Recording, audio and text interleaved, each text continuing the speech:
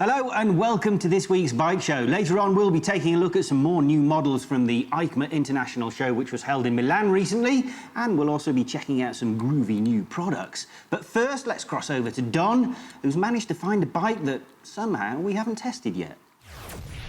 Now, we've had a hell of a busy year here at the bike show. We've tested absolutely every single new model we can get our hands on, or so we thought. You see, Yamaha called us and they said, look guys, it's November, all the supermarket chains have already had their Christmas specials up for 4 months, and you haven't yet tested our MT-07 Tracer. Now, there's a few good reasons for this. I mean, look, here we have a list of all the models available in 2017, and well, it's kind of long. Yamaha begins with a Y, they're sort of there. Also, there's more to it. I mean, the MT-07 Tracer, it's a 700cc tourer. How exciting could that be?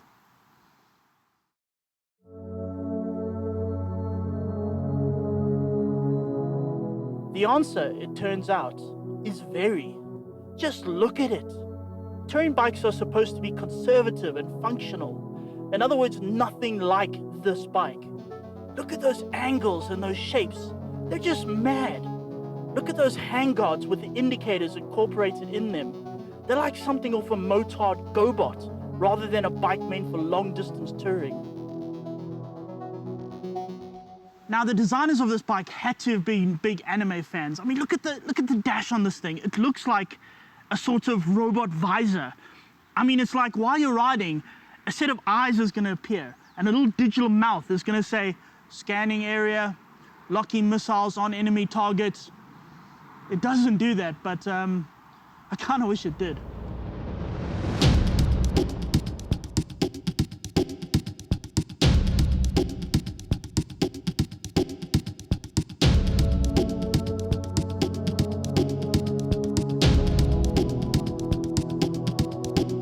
Looks are all good and well, but what is it like to ride?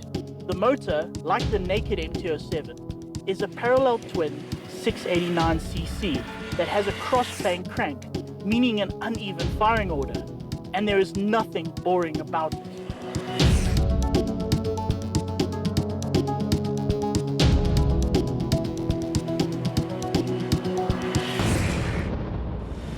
What we've got here is a maximum horsepower 74.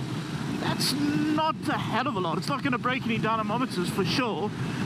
However, it's sort of the way it delivers it, which is remarkable. I mean, now I'm in 4th gear.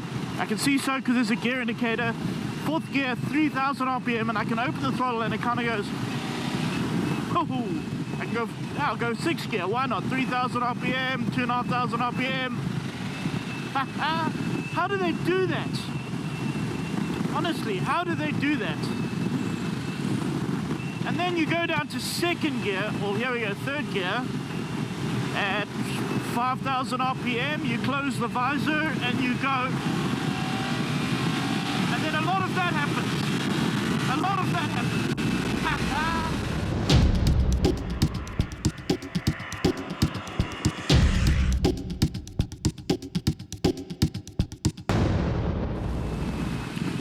So it's brilliant. I mean, you can cruise all day at sort of mid-range revs, open up a little bit if you need to, there's torque when you need to, and then if you want to, change down, open the throttle. It's brilliant.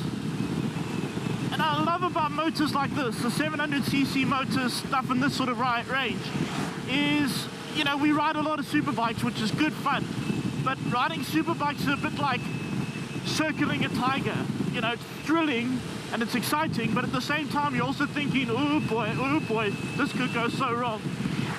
You know, with this thing, it's like playing with a kitten. There isn't that sort of immediate danger, but at the same time, you know, have at it, it's good fun.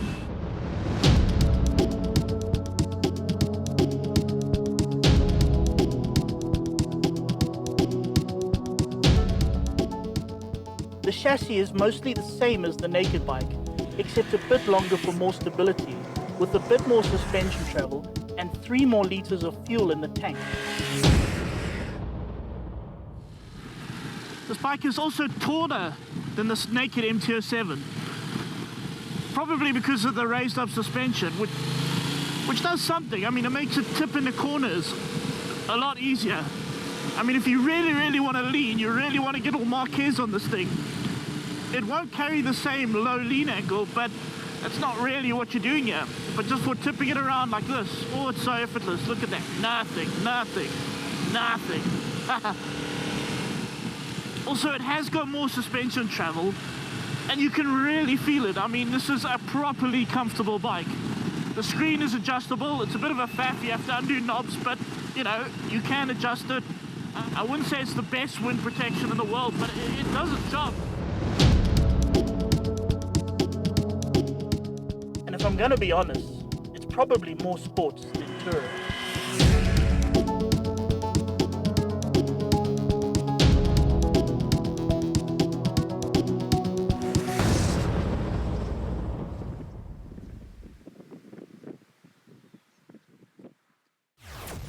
Well, it looks like Don actually enjoyed that bike, which I find a bit of a surprise, Don, because when we sent you off to pick it up and told you were testing it, he wasn't happy, was he? He wasn't very enthusiastic, no. Basically, what happened is we drew straws, and I was the youngest. So, yeah, but you just kind of look. I mean, we haven't really paid attention to it. I mean, MT-07 Tracer. Yeah, it's nothing under the radar. I mean, among GSX-R thousands and Fireblades and all of that, it's sort of okay. But so, more people are going to buy this than they are Fireblades, so. Probably, yeah. But Yeah, I mean, well, let's put ourselves out of misery. I mean, he was smiling at the end of the test. How many stars out of 10 does your smile equate to? I couldn't find much wrong. The only thing I really could find, it's got an adjustable screen. It's really fidgety. It's got these two little knobs you have to turn, and then you've got to kind of shake it, and so it loses a bit there. And I mean, these sort of mid-range bikes can always be slightly better. So I'm going to say 9. Oh, that's still pretty high. That's a pretty conclusive kind of. I mean, really, let's look at the figures here on the Iron Horse specs thing. 196 kilograms and 75 brake horsepower. Now, normally you are Mr. Horsepower. Okay, but at 689cc parallel twin with a funny crank and all that, you don't really expect much. You sort of expect it's going to be nice and gentle, and then you get on it, you open the gentle and boring. Well, you get on it, you open the throttle, and whoa, something happens. And you kind of go, hang on, I wasn't expecting that. So immediately, you know, it's more than you expect, and that's really what we look for in a motorcycle, isn't it? That's the killer, isn't it? What's the price? Because that's kind of more than I'd expect as well. Yeah, I mean, as you say, Yamaha's always a bit more expensive. It's 126,000 Rand. So how does that shape up in the marketplace? I mean, in the marketplace, are there any direct competitors? Well, yeah, I mean, you've got the Kawasaki, the Z650. Or Ninja 650, it's the one with fairing. Yeah, that's got a full fairing, hasn't it? Yeah, but I mean, that's a little bit more kind of sport bike. This is a little bit more sport tourer, so it's not direct. Really? Yeah, I'm not letting you get away with that. How much is a Kawasaki having? They're 120. Okay, so it's there, yeah. No, okay, I will say this much. You know how Yamahas are. Yamaha build bikes properly. It's just how they are. And this is a Yamaha. I mean, you get on it and everything is just Yamaha. Everything looks perfect. Everything looks well made. Okay, look, it does have a half fairing on it. What about this isn't an obvious thing. What about Honda's NC750? It's a great seller. Yeah, they all like. You took the words out of my mouth. The only reason they take the mick is it's got that low revving. This is the parallel twin engine, which is it's a little bit dull, but it's still. I tell you what, I bet it makes 75 horsepower. Probably. And it costs about 109,000, so it's. That's significantly cheaper.